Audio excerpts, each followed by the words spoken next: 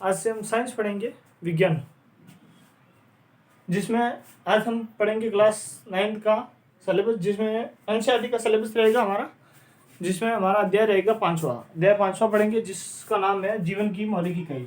जीवन की मौलिक इकाई।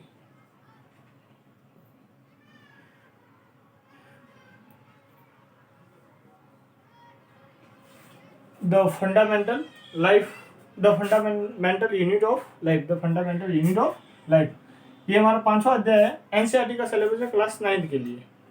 अगर आपको ये वीडियो अच्छा लगता है तो आप शेयर करें और प्रतिक्रिया दें कमेंट बॉक्स में, ताकि हम नेक्स्ट वीडियो और बना सकें। ठीक, इस अध्याय में हम सबसे पहले पढ़ेंगे कोशिका के बारे में।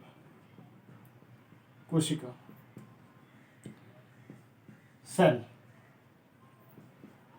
किसके बारे में पढ़ेंगे? कोशिका, सेल के बारे में पढ़ेंगे। सेल, जीव के शरीर की संरचनात्मक इकाई एवं क्रियात्मक इकाई सेल कोशिका कहलाती है। कोशिका लिख देते हैं। जीव के शरीर की संरचनात्मक इकाई, जीव के शरीर की संरचनात्मक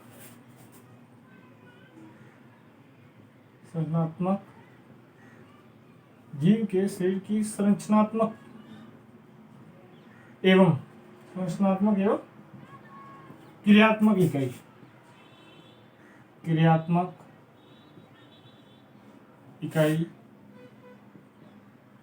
सेल कोशिका कहलाती है। कोशिका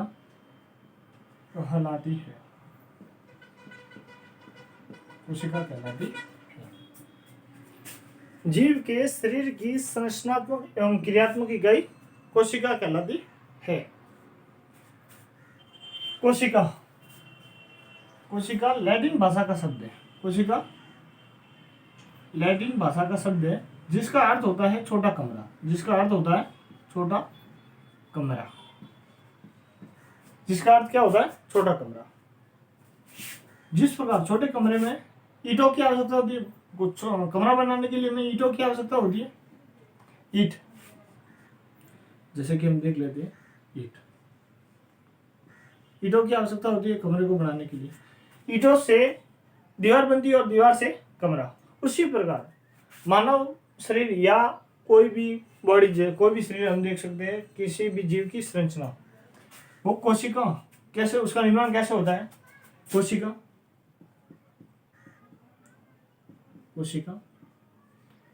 कोशिका से मिलकर बनते हैं उत्तक।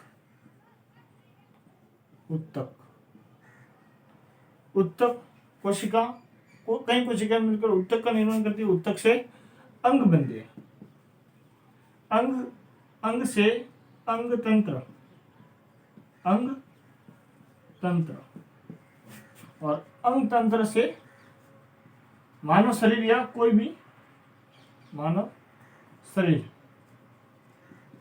भी बॉडी कह सकते हैं हम।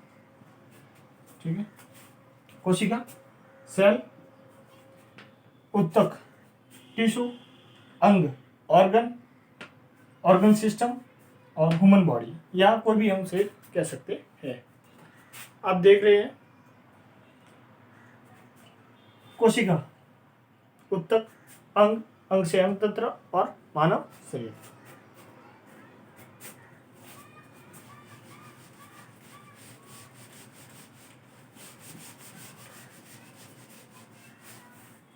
अब हम देखेंगे कोशिका के बारे में।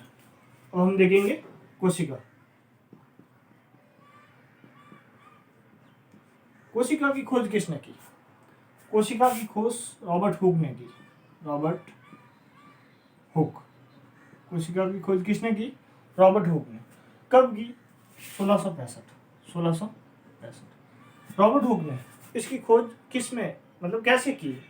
तो इन्होंने इसकी खोज कार्क, किसमें की?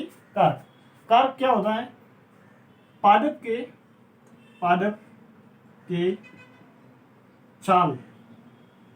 के साल के समान संरचना, आकृति आकार, जो भी आप कह सकते हैं, कारक, पादप के साल के समान संरचना। ठीक है, इन्होंने मृत कोशिका की, इन्होंने जिस कोशिका की खोज की उसे वह मृत कोशिका थी। इन्होंने जिस कोशिका की खोज की वह मृत कोशिका थी। इन्होंने कैसे की, कारक में साल के समान है, उसे छिलकर एकदम पतली सी परत बनाई और उसे माइक्रोस्कोप, मतलब हम कह सकते हैं माइक्रोस्कोप, मतलब सूक्ष्मदर्शी से उसे देखा। किससे देखा? सूक्ष्मदर्शी से। सूक्ष्मदर्शी से उन्हें देखने पर उसमें मधुमक्खी के सत्ते के समान, मधुमक्खी के सत्ते के समान, मधुमक्खी के सत्ते के समान उसमें आकृति उन्हें दिखाई दी। मधुमक्खी के सत्ते के समान उन्हें आकृति दिखाई दी, जिसे उन्होंने सेलुली नाम दिया। क्या नाम दिया? सेलुली, जिसे सेल कहते हैं, जिसे सेल यानी कोशिका, सेल, जिसे सेल कहते हैं, और उसे आज हम कोशिका। ये घटना हमारे लिए सामान्य हो सकती है, लेकिन विज्ञान में ये घटना महत्वपूर्ण घटना मानी गई है।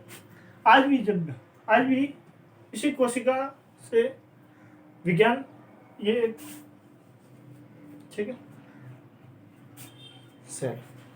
सेल के बाद हम देखते हैं, ये इन्होंने मृत कोशिका की खोज की थी। इसके बाद में हम देखते हैं एक और नए वैज्ञानिक आते हैं 1674, एंटोनी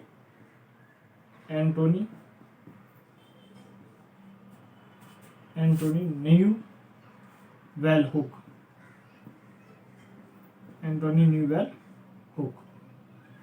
1674 एंटोनी न्यूवेल हुक। 1674 इन्होंने जीवित कोशिका की खोज की।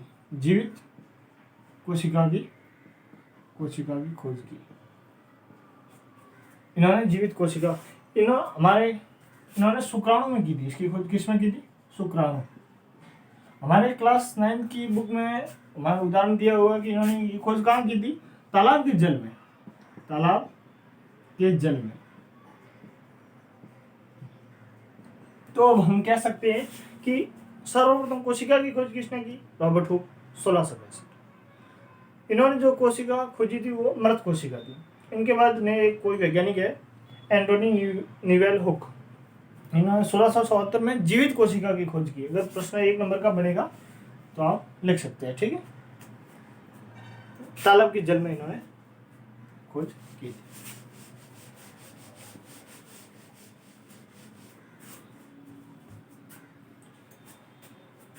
अब हम देखते हैं सबसे छोटी कोशिका।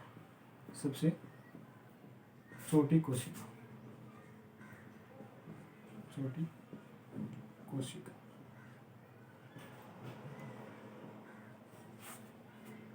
सबसे छोटी कोशिका कौन सी होती है? माइकोप्लाज्मा। माइकोप्लाज्मा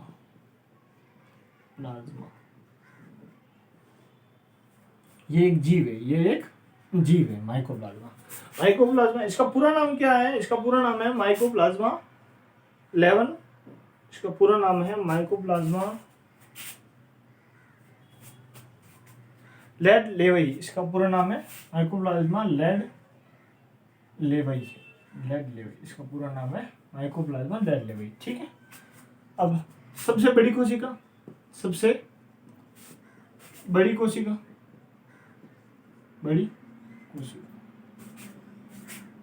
बड़ी सेल, शुतुरमुर्ग का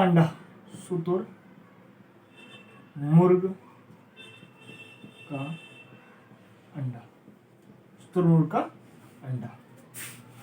मानव शरीर की सबसे लंबी कोशिका। मानव शरीर की सबसे लंबी कोशिका कौन सी है? तंत्रिका कोशिका।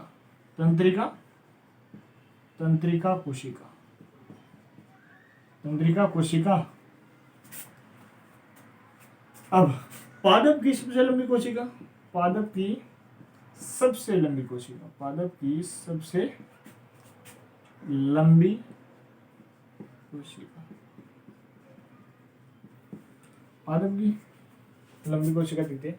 सबसे छोटी कोशिका कौन सी है? माइकोप्लाज्मा, जो एक जीव है। सबसे बड़ी कोशिका शुतुरमुर्ग का अंडा। मानव शरीर की सबसे लंबी कोशिका तंत्रिका कोशिका। पादप की, किसकी? पादप की सबसे लंबी कोशिका एसिटाबुलेरिया, एसिटाबुलेरिया, एसिटा एसिटाबुलेरिया,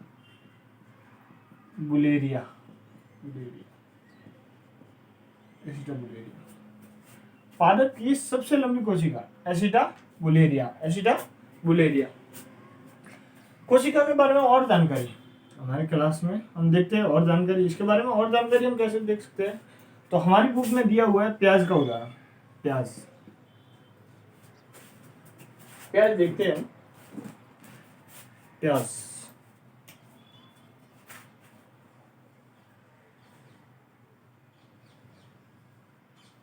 अगर हम इस प्याज को काटते हैं, अगर इस प्याज को हम काटते हैं, जैसा भी बना है ठीक है, आप देख लीजिएगा।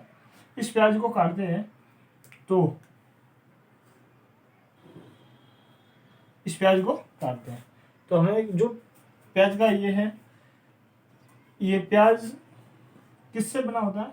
सलकंदों से, सलकंदों से, सलकंदों से।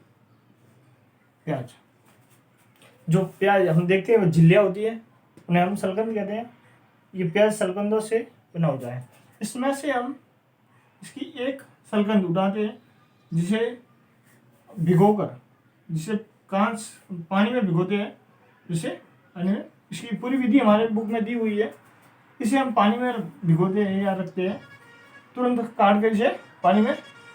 इसके बाद में इसे कांच पर रखकर इस पर कोई कवर सड़ा देते हैं, और उसके बाद में इसे हम माइक्रोस्कोप या हम कह सकते हैं सूक्ष्मदर्शी से देखते हैं। जब हम इसे सूक्ष्मदर्शी से देखते हैं तो हमें ऐसी आकृति दिखाई देगी, हमें ऐसी आकृति दिखाई देगी।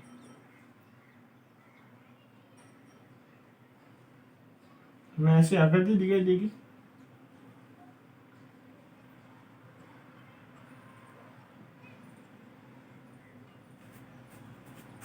हमें ऐसी और भी आकृतियाँ बन सकती है, आप देख सकते हैं। ठीक, इसका उदाहरण हमारे बुक में दिया हुआ है, इसे हम और भी बना सकते हैं।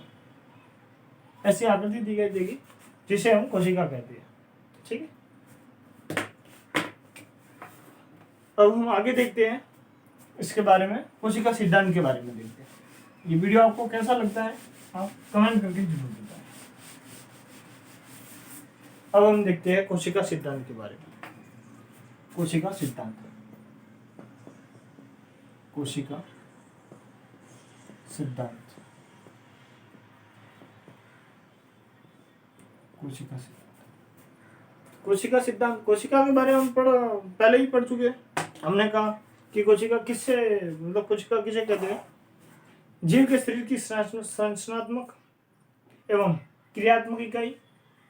जीव के शरीर की संरचनात्मक एवं क्रियात्मक इकाई कोशिका सेल कहलाती है। ठीक है, कोशिका सिद्धांत। कोशिका सिद्धांत किन्होंने दिया? एम स्लीडन, एम स्लीडन और ये जो भी कहे टी स्वान, इन्होंने कोशिका सिद्धांत दिया। इन्होंने मुख्य रूप से तीन बातें इसमें बताई। जीव का निर्माण कोशिका व उसके उत्पादों से मिलकर बन रहा है। जीव का निर्माण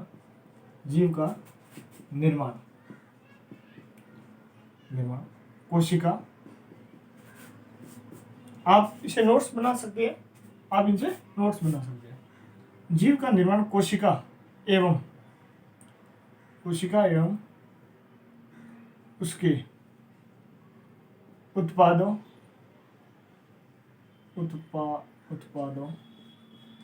उत्पादों से मिलकर बनता है। मिलकर बनता है। इसके बाद में हम दूसरी लाइन क्या कह सकते हैं, जीव का निर्माण कोशिका एवं उसके उत्पादों से मिलकर बनता है। और उसके बाद में हम कह सकते हैं कोशिका जीव की संरचनात्मक इकाई है। कोशिका जीव की संरचनात्मक इकाई है, इकाई। और इन्होंने क्या कहा, इन्होंने कहा कि कोशिका जीव की संरचनात्मक इकाई है और कोशिका जीव की आनुवांशिक इकाई है, आनुवांशिक इकाई है। आनुवांशिक का मतलब क्या होता है, आनुवांशिक पहले हम देख रहे थे कैसे, संतति, माता पिता के लक्षण, माता पिता के लक्षण उसकी संतति में होते हैं। माता पिता के लक्षण उसकी संतति में लक्षण, माता पिता के लक्षण उसकी संतति में, संतति या संतान कह सकते हैं आप, संतान में जाते हैं, वह आनुवंशिकी कहलाता है।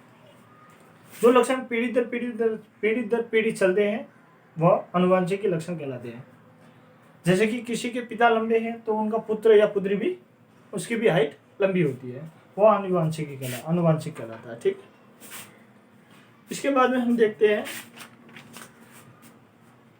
एक अन्य वैज्ञानिक आते हैं 1855 रुडॉल्फ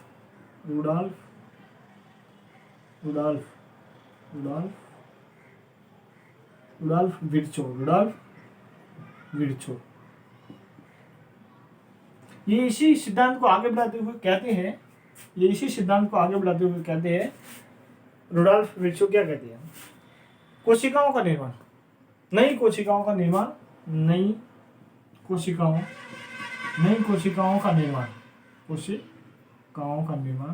पूर्ववर्ती कोशिकाओं से होता है। नई कोशिकाओं का निर्माण पूर्ववर्ती कोशिकाओं से होता है,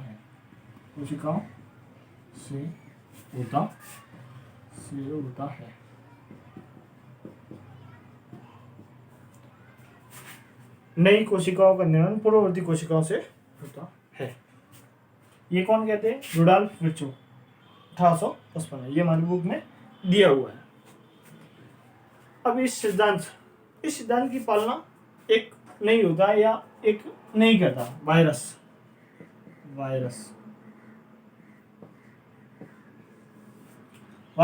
इस कोशिका सिद्धांत का पालन नहीं करता, या ये इसका अपवाद है जिस पर यह सिद्धांत लागू नहीं होता। हम कह सकते हैं कि ये इसका अपवाद है जिस पर यह सिद्धांत लागू नहीं होता। तो अब हमारा प्रश्न बन सकता है कि वायरस कोशिका सिद्धांत का अपवाद होता है। वायरस कोशिका सिद्धांत का अपवाद होता है क्यों? तो हम इसका उत्तर देख लेते हैं।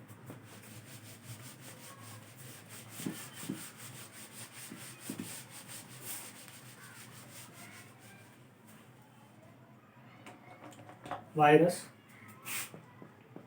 प्रश्न लिख देते हैं हम पहले, वायरस कोशिका सिद्धांत का अपवाद होता है क्यों? हमारे सामने प्रश्न है कि वायरस कोशिका सिद्धांत का अपवाद होता है क्यों? तो इसका उत्तर हम देखेंगे। वायरस, ये प्रश्न है और अब हम आंसर लिख देते हैं। वायरस सजीव और निर्जीव के बीच की यौगिक कड़ी है। वायरस सजीव लिख देते हैं पहला पॉइंट, वायरस वायरस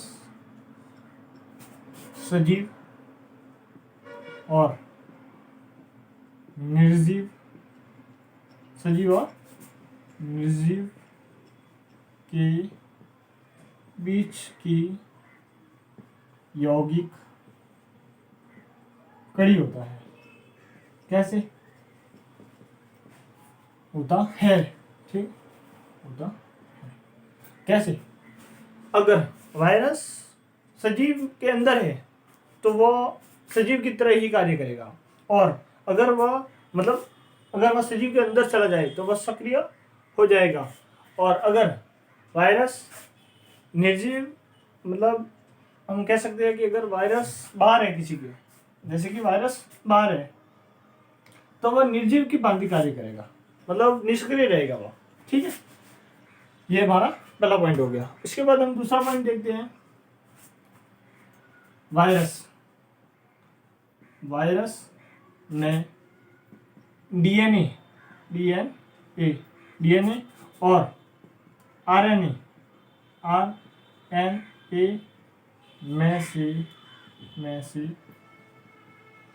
में से एक ही पाया जाता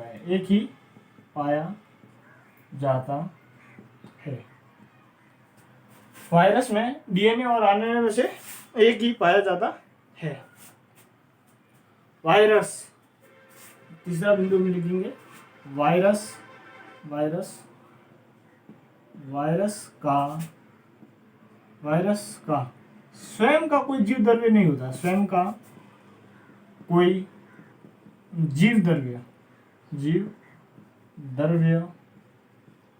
नहीं होता है, वायरस का स्वयं का कोई जीव द्रव्य नहीं होता है। और अगर हम और बिंदु देखें 4 नंबर पर, तो वायरस स्वतंत्र विभाजन करने की क्षमता नहीं होती। वायरस में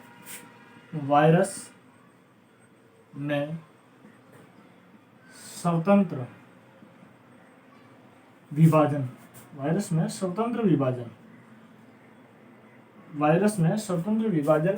करने की क्षमता नहीं होती है। वायरस में विभाजन की क्षमता नहीं होती है, नहीं पाई जाती है, नहीं होती।